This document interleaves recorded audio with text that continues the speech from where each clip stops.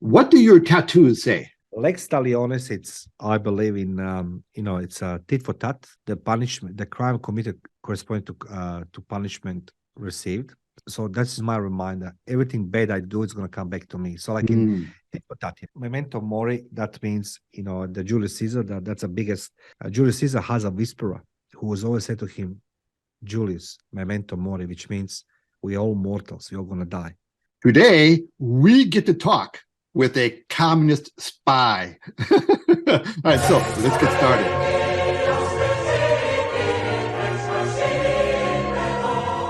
This is the Hey Ed YouTube channel, and I am your host, moderator, and all-around nice guy. And don't ever say that I didn't bring you some cool stuff, because today we're going to get a chance to meet and interview an actual communist spy. Well, he's a former communist spy, right? But this should be a fascinating discussion, and I really want you to sit around, settle in for this one, guys, because this is going to be a really fun episode, video, whatever.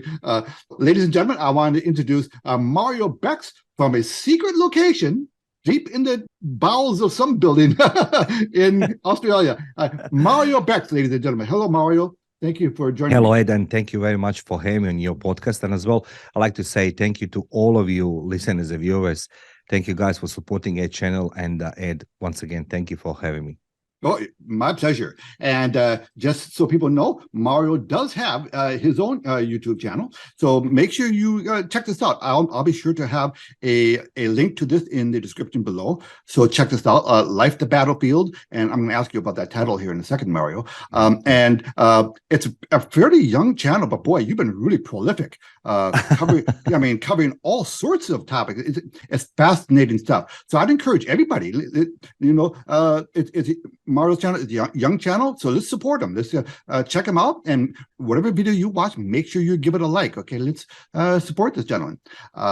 Okay, so Mario, I am fascinated with history. One of my majors in college was history, and I love history.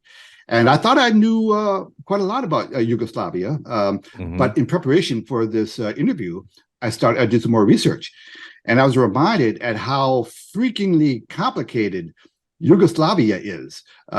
Just in a nutshell. You know what I mean. So just for the sake of context, I want to kind of give people a sense of what we're talking about here, about where Mario came from. It's not going to be a long. Trust me, I had like this much in notes on the interview. I thought, well, no, I can't go through all that, so I'm going to just give people, the bullet point. Then we'll move on. Okay, so here's a map of the countries that currently make up what was once Yugoslavia. You got Serbia, Montenegro, Kosovo, Bosnia, Herzegovina, Croatia, Slovenia. I just go. Like 6 countries, right? One of your presidents once described Yugoslavia as one country, 2 alphabets, 3 languages, 4 religions, 5 nationalities, 6 republics, and you're surrounded by 7 neighbors, and they all have their own different ethnic minorities. So it is a very complicated part of the world, and it has very complicated. Yes. Yeah. You may see Macedonia as well down the bottom. Oh, I ran out of space. No. That's okay. That's beautiful, because it's a 6 republics. You're correct. Kosovo, Vojvodina, they are territories. They have always been the part of Serbia, right? So like those territories, Kosovo and Vojvodina have been like autonomously being led. But let me go, not so far away. As we all know, few days ago on 11th of November 2022, we marked 110 years almost, end of the First World War.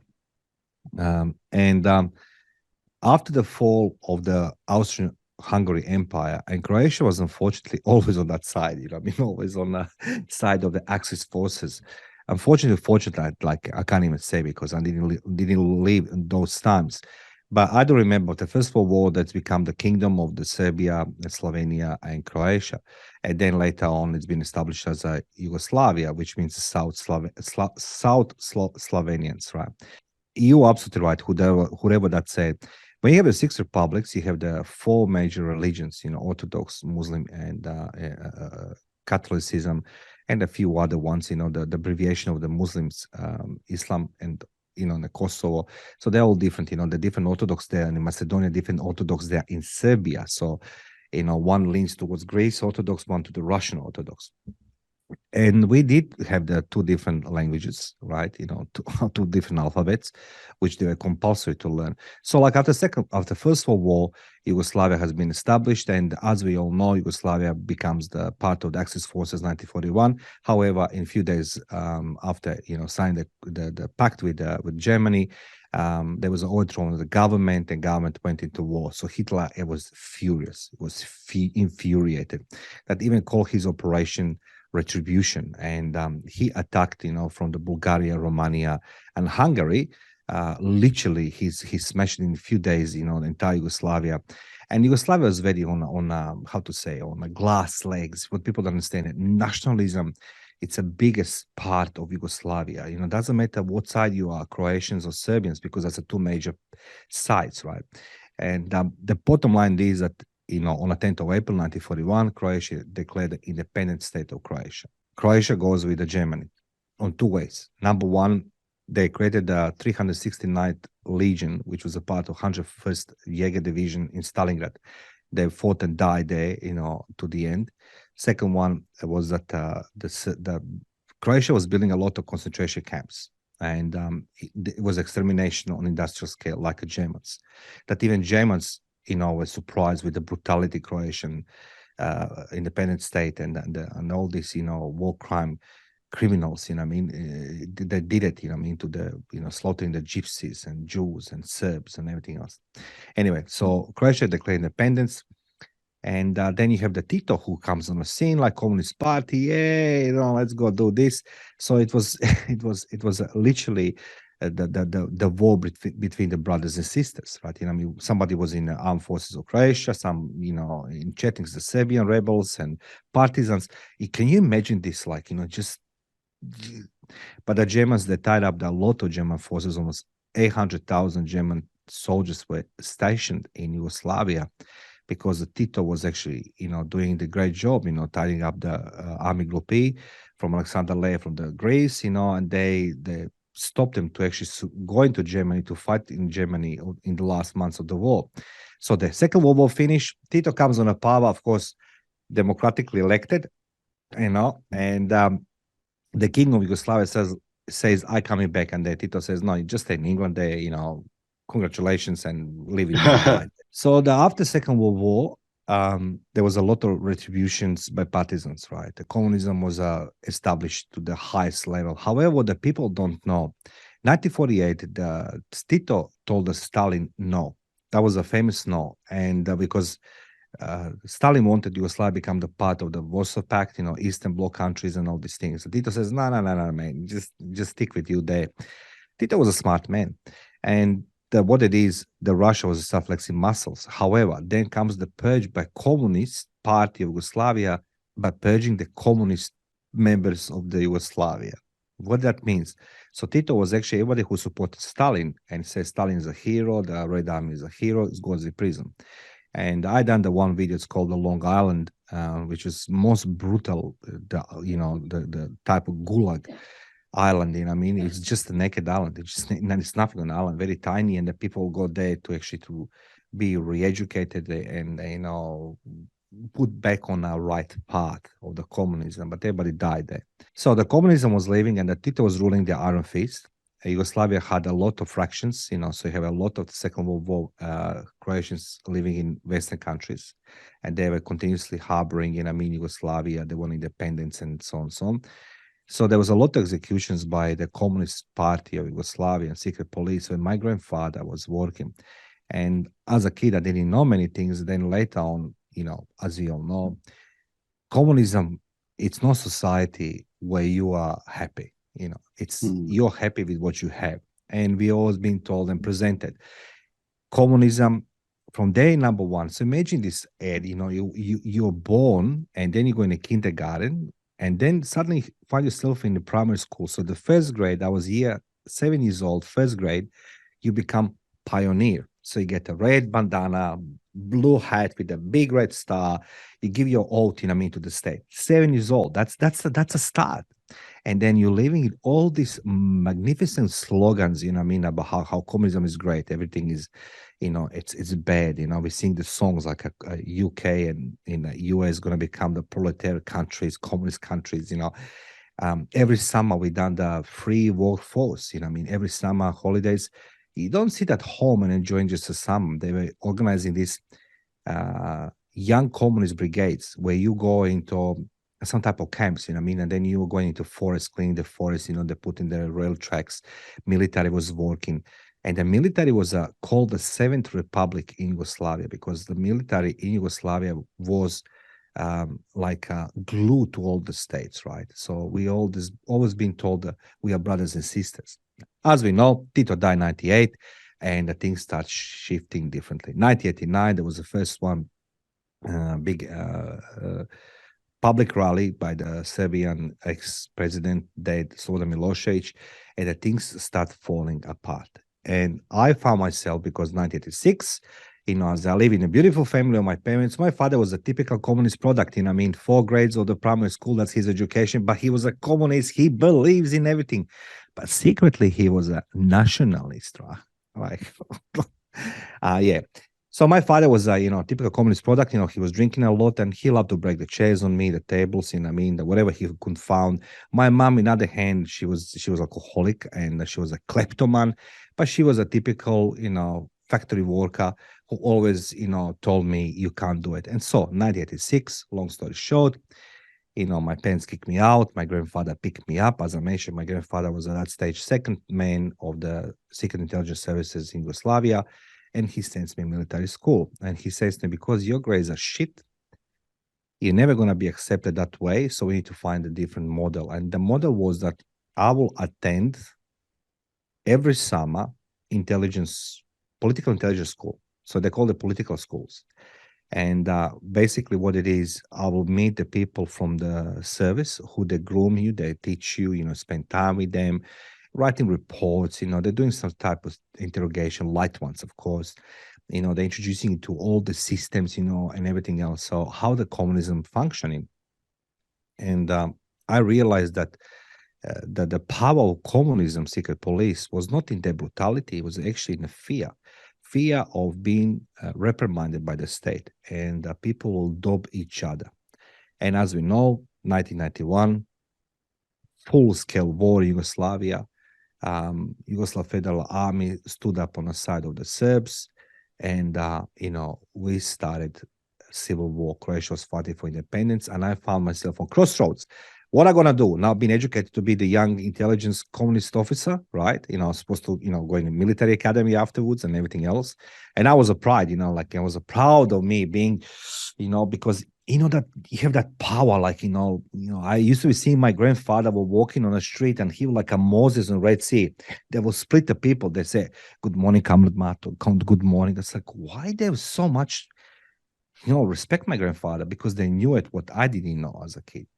So 1991, the war broke out, and I decided to fight for my country, which was Croatia, for independence. And 14th of July, 1991, I started all again. So at age 14, as being groomed, educated, sent in schools to become intelligence officer in communist Yugoslavia. And with the obviously task to be positioned outside of the borders of Yugoslavia and working on radical immigration. And that's it. That's my start. Okay, so how did you end up in Australia? Did the guy say, "Hey, you're going to Australia"? You thought you're going to Austria? No. Okay, I'll go to Austria. Is beautiful. Yeah. Look, I always say to people, be careful what you wish for. Now I can say I'm 50 years old, man. I'm proud I had some type of hair on my face. 1991, I went in the war. So I was 18 years old. My parents, I couldn't find them. They left me a message that they're okay. So then my father and my mom, they just gone somewhere as refugees. And I was shocked, that, how you can leave me. The war started, which I explained in my book, Blood, Soccer, Soil, which is more memoirs above all than an emotional approach to the war rather than just talking about combat. So imagine being 18 years old, you know, you go into war, you know, suddenly you're seeing Ed in communism, they build the buildings so close to each other, right? So you can supervise each other, right? That's I said to you, like people will be in communism, people don't understand. The only way to you can progress in society, to you can advance in society, that you can reach some goals, it's either to be highly educated, which is very unlikely, because intelligentsia was very controlled. Everything was for free in communism: school, education, you know, primary education, high education. I mean, the colleges, universities, everything's for free. Medical's for free, kindergarten's for free, everything's for free. The free, nothing for free. But that's how they be portraying to us. So the fact it is that one day you wake up in the morning. So imagine your neighbors, you know them from your entire life. Suddenly you can see they're packing the cars and they're going. And I was myself like, so we are now in a war against each other, which is true. That's how it started, and that's, you know, that's how war actually in Croatia was. At first against the Federal Army, People Federal Army, in called other intelligence communist services, and the rebels, you know, who you know, because we are settling all scores. So 1991 war was actually settling scores from Second World War. That's the one thing. And that's how I saw. And, you know, my parents were not there. So how I end up in Australia, so I'm sidetracked. So 1991, I went in the war. I spent 1,800 consecutive combat days in the war. And then, you know, be careful what you wish for. 1992, I know you're going to laugh. We were, you know, on the 15th January, Croatia was internationally recognized country. So independence been declared by UN, you know, other countries, and US, Vatican, Germany, and Italy was the first ones. And Ed, we were sitting in the trenches, right? You know what I mean? And but that stage we have no manpower. So I was in special forces of the Ministry of Interior at that stage. So that was the first armed force, police, special forces.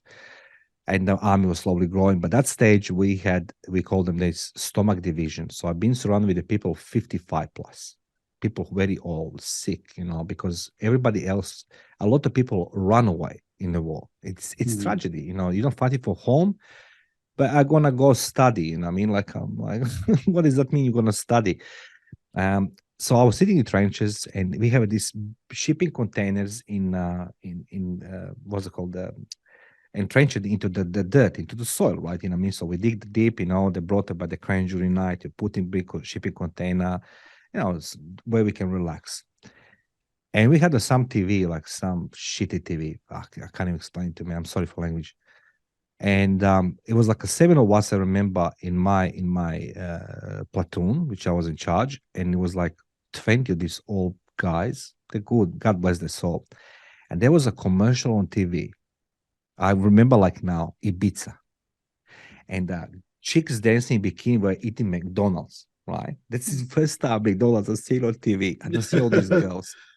And because that day was declared independence, the Serbs and the Federal Army was start shelling, you know what I mean? It was just appalling. I can't explain to you the horror, like a battle of the Somme, like, you know, like I couldn't care less. And I was watching because I was coming that container to see that commercial, and I saw these girls dancing in a pool, you know what I mean?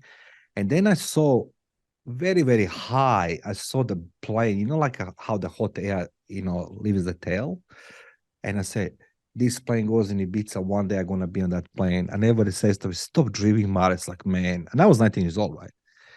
Okay. War finished in 96. I went into the military services. And I'll call them security intelligence services. So 2 years I was spending there. And somehow, Ed, you know, as I said, be careful what you wish for. I was on an afternoon coffee with my friend, like yourself. We sit in a coffee shop. Comes this lady, like in the movies, like, you know, most beautiful girl I ever saw, you know, blonde. And then I see like 4 men in black. I mean, I see the radio on a car. It's a capital city radio in blue, right? And I say that's a presidential and the police, right? You know, radios. And she comes to me and she gives me envelope. And I said, like, what? The envelope, you know, do you know who you're talking to? I was like, so you've never seen her before? Never seen before. Wow. She just walks up and, okay, go ahead. Yeah, that's Yeah, it's like in the movies, and she says, "I know you're interested to be transferred." I'm like, how does she know? You know what I mean? So to be just clear, I'm working in the military security services, and I should know everything. But somebody knows more about me than I should know myself, right?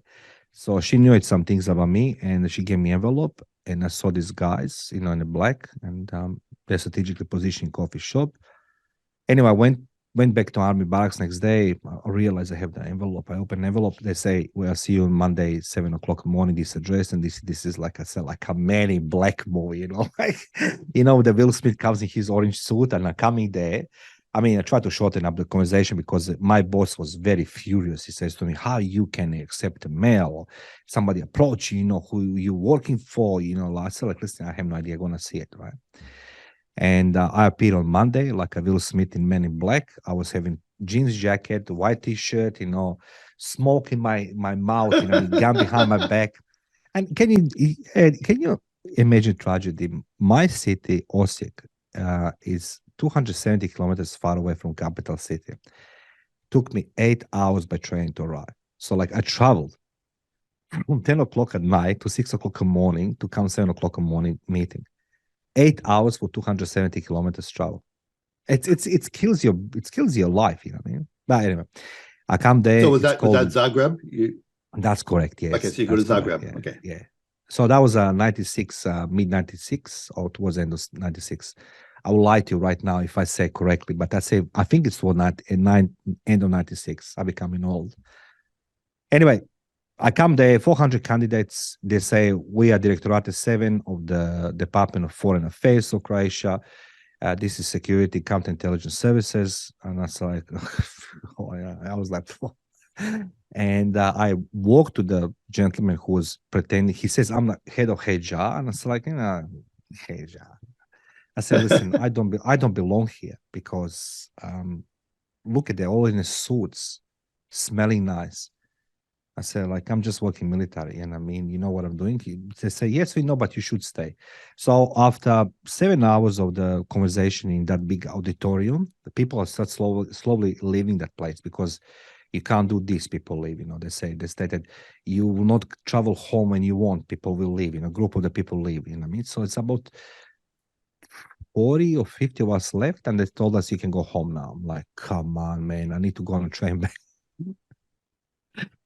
And so I go back into army barracks to do my work, and a few weeks later, I got another letter. So eventually, 30th of May, 98, was my last day in the Department of Defense. I saw my boss, and I said to him, I was being instructed to resign. This is my letter, I've been accepted over there. And he tried to make me trouble. And the phone call follow up, and the phone call, he's, say to him, "Let the Mario goes." So I need to leave the badge and gun and everything else, military on equipment. And, you felt a little bit. And what happened, 7 months later, I wasn't trained to Australia. So I come to Australia as I will call this as an operational man for the Department of Foreign Affairs of Republic of Croatia, in Croatian Embassy in Canberra and Sydney, as a part of the Directorate 7, which was the Security Intelligence Services. That I can say. So yeah. Okay. The thing is, when you leave the service, that's a say, we always can talk about this. Sorry to interrupt you. The moment you accept a job working in intelligence services, you get the one type of contract. But when you leave, you get the 3 different contracts. One, you can release information 5 years later, 25 years later, and 50 years later. So I always find it very, very fascinating when the people talk like, working in some 3-letter agency, and they talk a lot. I'm like, it doesn't sound right. Anyway, so I can say some things. So that's how I come to Australia. Okay, so there are some things that you can't talk about, I assume. Absolutely, yes. Okay. Just shoot. That's just fire up. I'll find the way around. Yes. Okay, I'll trust your judgment to decide which what stuff you can and can't say. Yes. But I in the first time I met you in an interview with Rob the other day, and you should check that out too, my friends. It's a wonderful video. But I did manage to get out of you that you did once wear a black leather trench coat Look,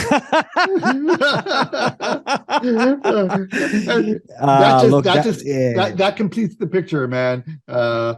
Sometime you got to dig out a pic. Do you have any pictures of you in your trench coat? absolutely. I'll send you so you can, That would be yeah, so I'll cool. send you, I'll send you as soon as we finish the interview. I'm just looking at my mobile phone is on the other side.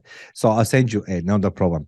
Yes, I do. Look, the letter code and the people make a perception is not because you have nothing else to wear. First of all, you need to be immaculately clean. That's the number one, presentable. And most importantly, you want to wear the stuff if they can conceal, cover, and most importantly, to protect yourself against different things. The letter codes has been used, cloak and dagger, because you can conceal the weapons, you can conceal the technology, and don't forget, when I started my career in 1986. The radio was not like today, like a mobile phone small. It was like bigger radios. You need to fit them in. Two-way radios, and the weapons and all these things. But the beautiful thing it is about all of this because it protects you against different agents. So letter codes can protect you by the communism was every side, doesn't matter west or east, was always looking the way to harm the people who are working or kidnap the people who intelligence services. So letter code will prevent possible insert by the foreign bodies, right?